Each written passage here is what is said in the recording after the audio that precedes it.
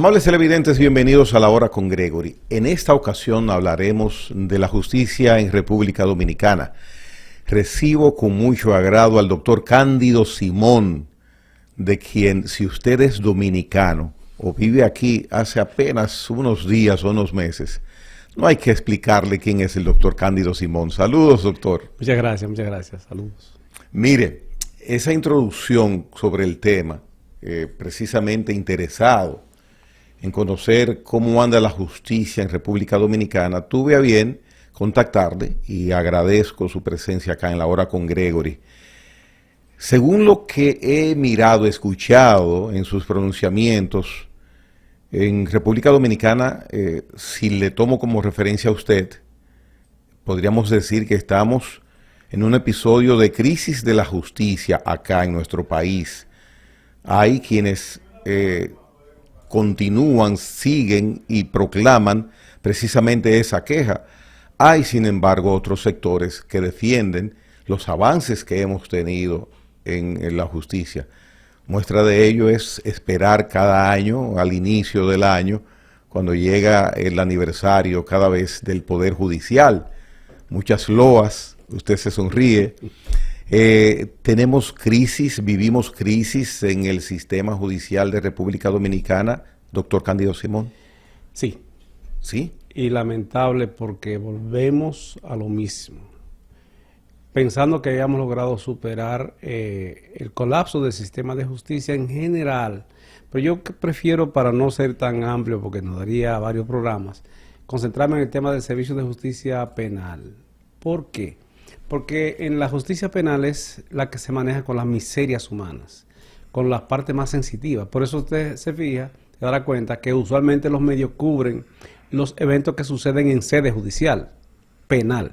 Más usualmente es extraño que se haga un reportaje sobre el funcionamiento del sistema de justicia laboral, civil, ni siquiera del constitucional, de la justicia constitucional. Mucho menos en la parte del comercial. El área inmóvil. No, porque es un tema como que es más, como muy privativo. Es más, usualmente solo comparecen los abogados a los tribunales. Sin embargo, fíjese que en materia penal es imprescindible que la persona física que se le haga una imputación o una acusación esté en el tribunal, porque sin él no hay proceso. Igual que las víctimas. Consecuentemente, además los casos son más sensitivos en jurisdicción penal. Por eso hay varios puntos del país en que hay periodistas apostados de diferentes medios, como por eso en el distrito, en la misma provincia de Santo Domingo, en Santiago, hay periodistas apostados de medios importantes noticiosos para recabar las noticias del día. Y usualmente está en primera plana, un tema de naturaleza penal. Yo digo que antes, durante o después de cada gran acontecimiento de la humanidad hubo un proceso penal. ¿Sí? Sí. Bien, en el caso de Jesucristo. Jesucristo fue condenado a sufrir el calvario. No fue condenado a la pena de muerte. Se le ejecutaron al margen de la sentencia en ocasión de un proceso penal. ¿Y sabe por qué procesaron y condenaron a Jesucristo? Por sedición. Ya. O sea, él vino a salvar a la humanidad y la manipulación del sistema de justicia en la ocasión lo condenaron por sedición. En el caso de Nelson Mandela, que Nelson Mandela es el referente del derecho a no ser discriminado. Nelson Mandela duró injustamente 27 años privado de libertad con una sentencia condenatoria en Sudáfrica y salió de ahí para la presidencia. Y fue el símbolo de el derecho a no ser discriminado con el famoso apartheid. Usted sigue por ahí y llega a República Dominicana y ¿sabía usted que hay una orden de arresto contra Duarte? Hay una orden de arresto vigente contra Duarte. Y Sánchez, ¿motivo? Por traición a la patria. ¿Cómo lo ve? Wow. Óigame, y Sánchez, Francisco de Rosario Sánchez, que fue abogado, por lo menos era un experto en leyes. En esa ocasión no se requería un título para usted ejercer la abogacía o para ejercer algunas profesiones. Sánchez fue primer fiscal del país, primer defensor público, e hizo su propia defensa cuando en San Juan de la Maguana la Junta Central Gubernativa, manipulada por Pedro Santana, le declaró traidor a la patria y lo fusilaron en San Juan de la Maguana. Entonces, en ocasión de un proceso penal. El padre de la patria dominicana. Usted le revisa todos los procesos. Cuba. Fidel Castro, que es como el símbolo del derecho a la autodeterminación, vamos a verlo así, usted puede estar de acuerdo o no, pero es el símbolo del derecho a la dignidad nacional, a la autodeterminación de los pueblos, que incluso retó al imperio de los Estados Unidos por cerca de 60 años. Fidel Castro fue procesado hay un libro que se llama La historia más soberana, que es el discurso de autodefensa que hizo Fidel Castro, que era abogado, en ocasión del proceso que le hicieron penal por el asalto al cuartel Moncada. En palabras más llanas, antes, durante y después de cada gran acontecimiento de la humanidad hay un proceso penal en curso. Mire, fíjense por qué es trascendente el tema de la justicia penal. Bien, y en el caso suyo, el criterio con esa explicación tan evidente, tan clarividente que usted hace, tan gráfica, de los temas de los procesos judiciales y sus consecuencias. Eso siempre en República Dominicana, por lo que usted dice, ha sido así. Ahora bien, en nuestra era presente, en nuestra época contemporánea, el mal servicio en el sistema judicial, sobre todo en el área penal, se manifiesta más en 2023 o hace 20, 30 años, era el mismo sentir, si usted hubiera opinado al respecto. Mire, hace 27 años que era como está haciendo hoy. Hace 27 años. ¿Por qué? Porque en el año 1996, y esto que voy a decir no tiene que ver con el político, no tengo preferencia partidaria. Valga la aclaración. Sí, cuando Leonel Fernández asume, el ciudadano Leonel Fernández asume la presidencia de la República, en el 1996 se inició un proceso de transformación del sistema de justicia que comenzó con la designación de la Suprema Corte de un miembro de la Suprema Corte de Justicia, en la que participaron ciudadanos que eran militantes políticos incluso. Julio Aníbal Suárez era miembro de un partido político, pero se comportó más como jurista en la Suprema Corte de Justicia que como político. El mismo Jorge Subero Isa, que fue designado en esa ocasión como presidente de la Suprema Corte de Justicia, Jorge Subero Isa es hermano de un ex ministro que fue dirigente del Partido Reformista y lo vinculaban al Partido Reformista. De hecho, él lo ha asumido que sí, ha dicho que sí, que él fue recomendado por el doctor Joaquín Balaguer. Pero fíjese que se hizo una recomendación de gente con calidad. Y ahí, en esa Suprema Corte de Justicia, en 1996, y en la designación de Guillermo Moreno como fiscal de distrito, designado por el entonces presidente Leonel Fernández, Abel Rodríguez del Orbe en la Procuraduría General de la República y Jorge Subero en la presidencia de la Suprema Corte de Justicia, se inició el proceso de transformación del sistema de justicia en República Dominicana. Eduardo Jorge Prat contribuyó bastante en eso porque recuerdo que, bueno, en una ocasión Guillermo se cogió muy en serio el tema de la confrontación a la corrupción, se puso a estar trancando gente de Balaguer y entonces Leonel lo canceló por estar trancando gente de corrupción. Pero lo que importa retener, eso es un evento histórico que hay que contar oportunamente. Lo que importa retener es que ahí inició el proceso de declive de Leonel.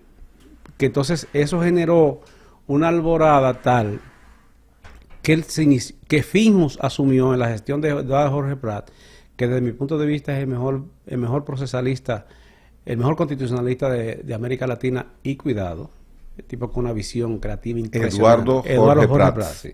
Eduardo Jorge Prat era coordinador de Finjus y entonces cuando destituyen a Guillermo, que designan a Francisco Domínguez Brito en la Fiscalía del Distrito, Francisco siguió la misma ruta, más moderada, pero no cambió, no reversó el proceso de transformación.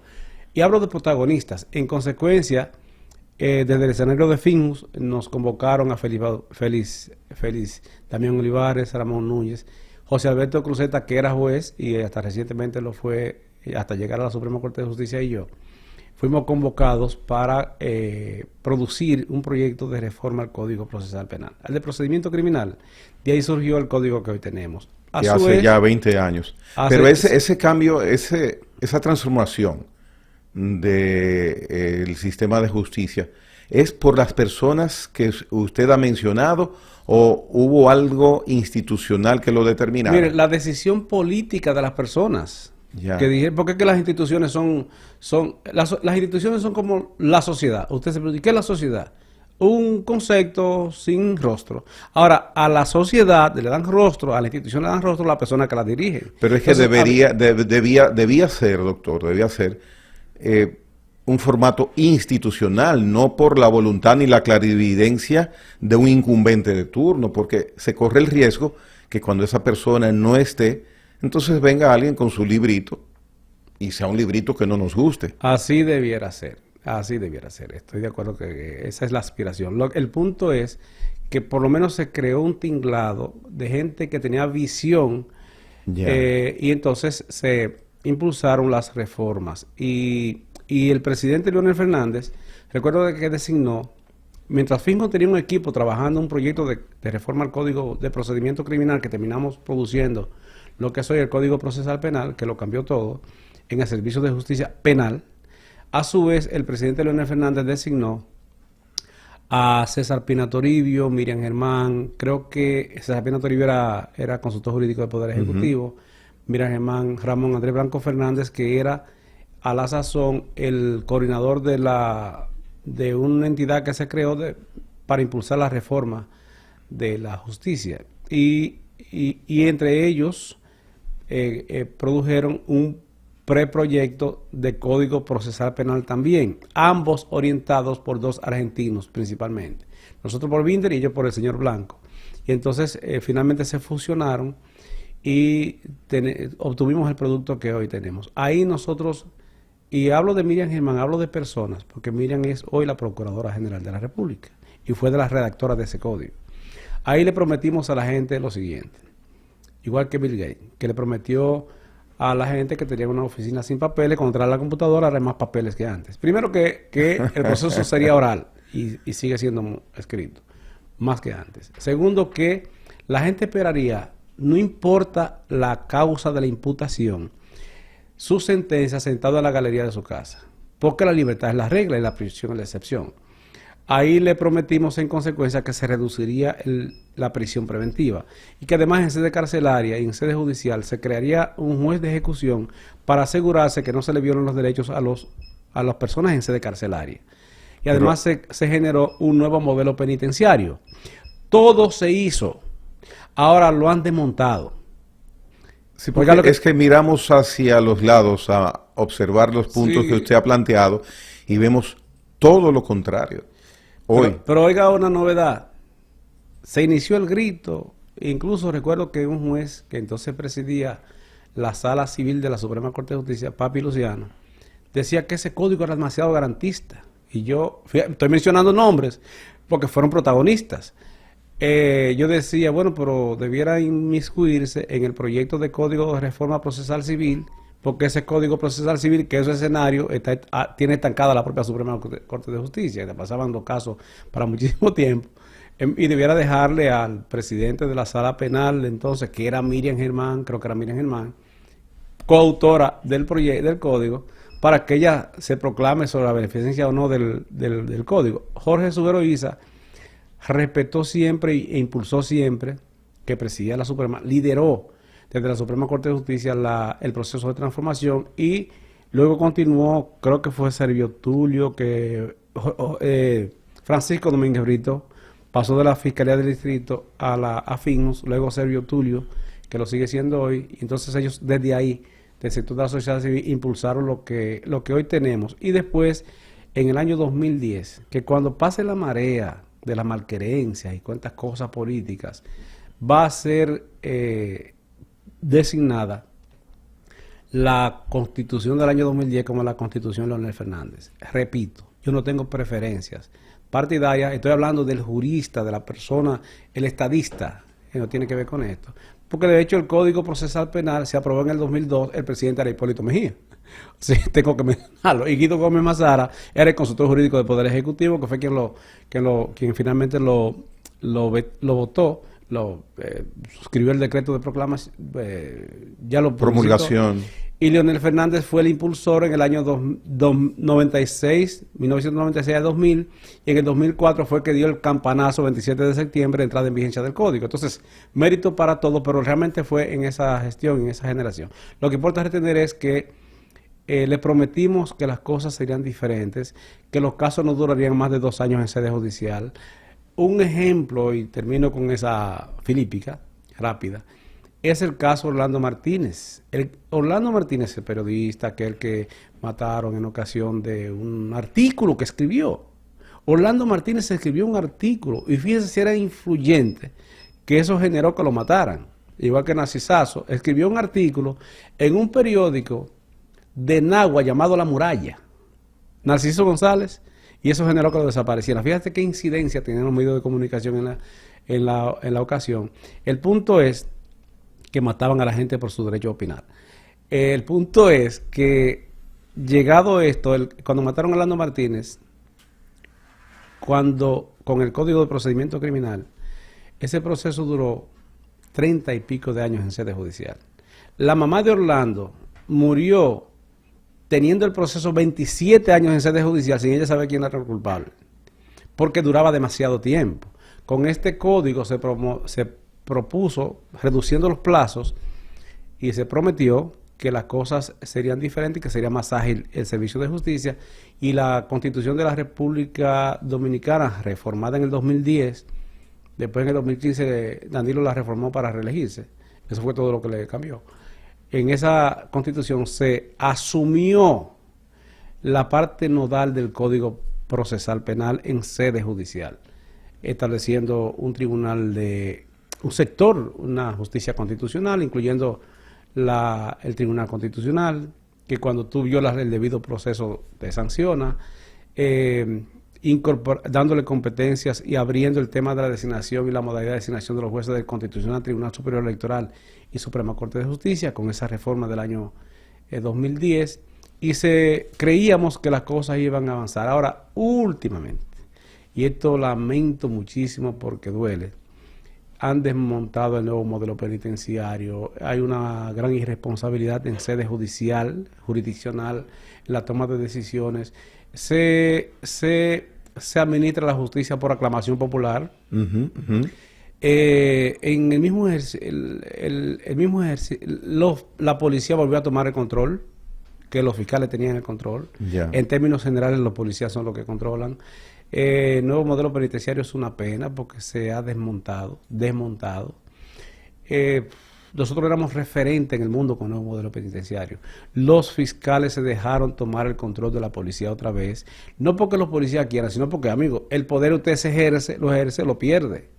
O usted ocupa su lugar, y no son todos los fiscales, algunos que se atreven, algunos que son garantistas, algunos que se atreven a tomar decisiones, pero ahora resulta que si usted es muy garantista te procesan disciplinariamente, o te aíslan. Ahora resulta que si un juez toma la decisión de asumir la responsabilidad, como es el caso de juez Consoró, que le decían el Alejandro Vargas de Nuevo Cuño, que él, si no había proceso de aquí del distrito, si estaba fungiendo como juez de atención permanente, si había un proceso que no veía que hubiese causa probable, le decía, váyase para su casa de aquí, y le decía a los fiscales, no me ponga a perder tiempo porque tengo demasiado trabajo. Así, entonces eso también le generó un proceso, y creo que hasta lo suspendieron y tuvo que renunciar.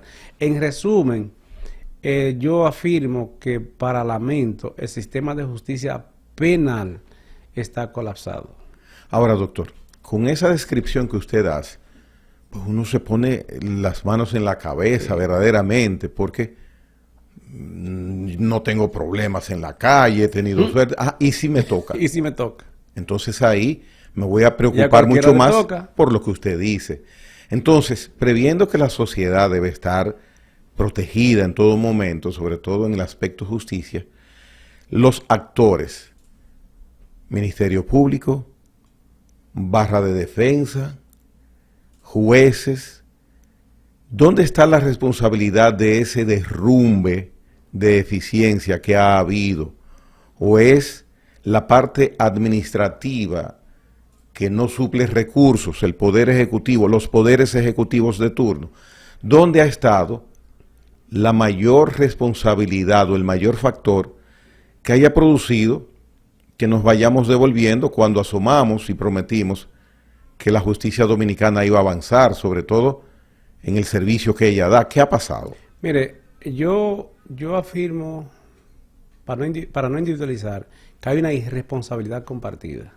Irresponsabilidad compartida. No es responsabilidad, no, es irresponsabilidad compartida. Doctor, ¿y eso no es un poquito salomónico que usted diga eso? ¿No es un poquito cómodo? No, porque es darle a cada quien lo que le corresponde. Muy bien, pero si uno de esos actores que usted va a mencionar, que espero que diga, aquí ha fallado esto, acá ha fallado aquello, no habría un determinante que si ese determinante verdaderamente acciona, funciona, lo demás se encarrila. Le pregunto, pero dígame. Mire, vámonos por la varilla inicial. Ajá. Que comienza en sede de la policía. A través de la policía, con fiscales o sin fiscales ahí, la policía es la puerta de entrada al sistema de justicia penal. Ya. Pues déjeme decirle, primero, retomaron como política asesinar delincuentes en la calle, como si matando mosquitos usted va a extinguir el paludismo, bajo el criterio de que matando gente en la calle, delincuentes o no, ese no es el punto. Usted no tiene el derecho de juzgar sin una sentencia previa. En sede policial eso es del día a día. Es más, en Santo Domingo Oeste hay un fiscal que le anda vestido de policía, no de policía uniformado, sino que el uniforme de policía secreto, con una pistola enganchada, anda con una metralleta, y él es el que anda interviniendo incluso puntos de droga él solo. Ese fiscal, que fue policía, por cierto, me dicen que fue policía, él es fiscal en Santo Domingo Oeste. Y el fiscal titular lo sabe. Y esto no es la primera vez que yo lo digo. Y todo el mundazo lo sabe. Y ese es su modo operandi. Es más, usted va al destacamento de las caobas, estoy diciendo sitio. Ya. El destacamento de las caobas, y ahí usted se va a encontrar, los lunes sobre todo, varias maquinitas de esas de juego. Eso es el que va y la recoge colmado por colmado. Hay una queja de la competencia porque dicen que solo recoge la de uno de los bandos, pero ese es otro tema.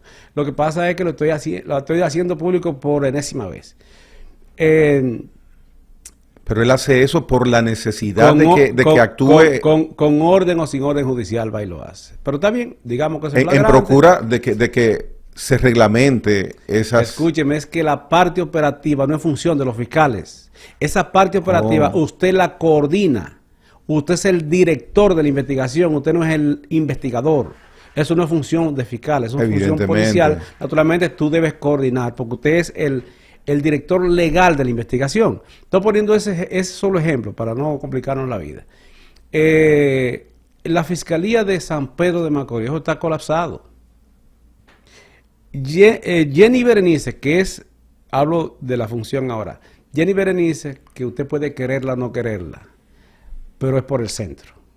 De hecho, usualmente tenemos ideología diferente, porque ella es pro prisión y yo soy pro libertad. Es un tema de ideología, de enfoque, de manera de pensar jurídicamente, pero el derecho es una ciencia social y usted puede tener interpretaciones diferentes. Desde luego.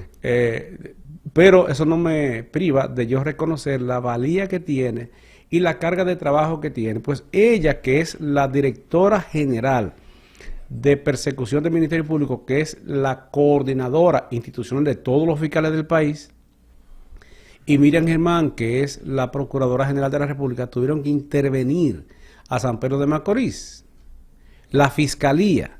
Y entonces ahora hay una fiscal titular interina, que ahora los interinatos duran como aquellas comisiones que designaba Balaguer.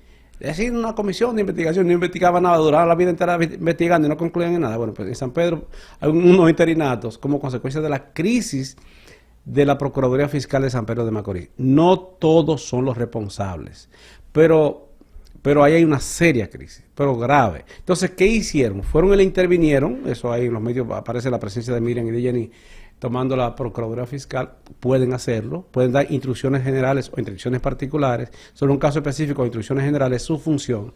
Fueron allí y tomaron el departamento entero. Cuando hablo de departamento incluye Procuraduría, designaron una Procuradora General interina que me merece muchísimo respeto, pero la pobre no puede sola.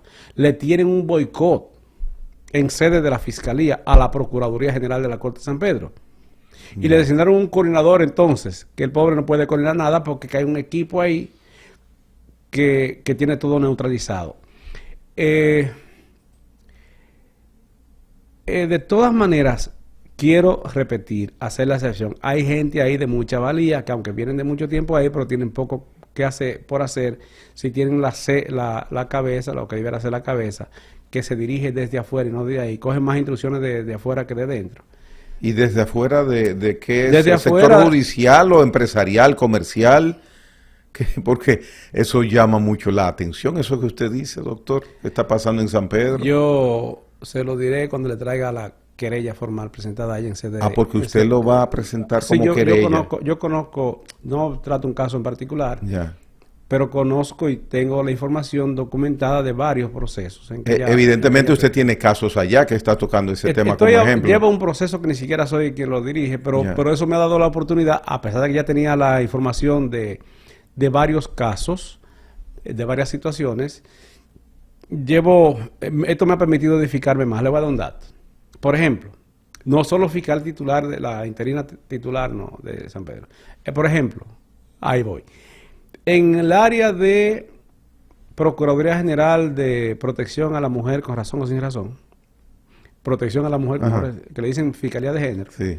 Los hombres nunca tienen la razón, los hombres, la mujer siempre. Pero ya eso es otro tema de otra naturaleza. Yo no creo que usted tenga la razón por el hecho de ser mujer. Y usted tenga que considerársele a usted como el agresor por el hecho de ser hombre.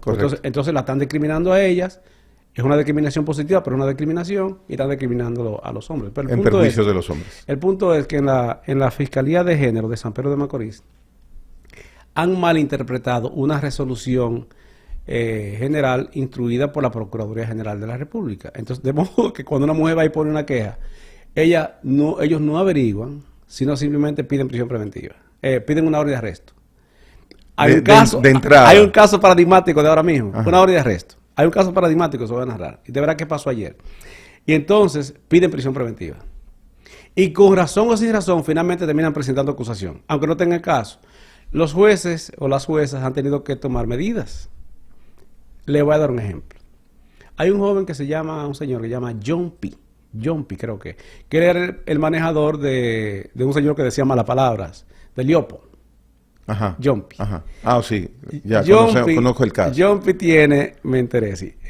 Murió recientemente el viejo Liopo. Sí, y John P estaba preso. ¿Por qué? Porque parece que tenía una relación con una joven y él tomó la decisión de ya suprimir esa relación. Ya tenía un año dándole seguimiento. Él finalmente fue a la fiscalía, donde la fiscal titular, y puso una denuncia. Esta señora me está acosando y me está amenazando. Adivine. La llamaron a ella en conciliación, porque si hubiera sido ella que pone la querella, lo meten preso. Yeah. Con ella se concilia. Con las mujeres se concilia, con los hombres no. La llaman en conciliación y entonces ella dice que no lo va a perseguir más y que todo eso va a quedar ahí. Y de ahí se fue para la Fiscalía de Género. Puso una denuncia de que él la estaba acosando, que él no sé qué cuántas cosas. Es que él tuvo relación con ella cuando era menor. Oiga, me le armaron un trompo a John P. De allá, sin llamarlo y sin averiguar. Preso. Orden de arresto. Una juez sin averiguar, que ese es el otro tema. Orden de arresto. Preso. ¿Sabe qué hizo la justicia ayer? Ayer. Que le pusieron 500,000 pesos de fianza y una visita periódica. Cuando los jueces, en un caso de esa naturaleza, ponen una medida de coerción tan laxa, significa que no le creyeron. La señora la citaron 3 veces y no iba. La querellante. Entonces y es preso. Andamos mal, doctor. Y mire, no lo conozco a él. Pero sí me enteré porque el abogado que lleva el proceso es un abogado muy bueno de allá. Bueno, de San Pedro, son 2. Que es Odalis Ramos. Pero mediáticamente le está afectado porque yo vi los titulares de esa noticia durante una semana completa. Mientras más fama tiene, peor. Usted ve, hay un proceso ahí en La Vega. El de Tekashi. Adivine. Vamos, antes de usted decirme, venimos en breve con el doctor Cándido Simón, con Tekashi, con la situación del sistema judicial en República Dominicana, con John P. Y en paz descanse el viejo Liopo. Venimos en breve.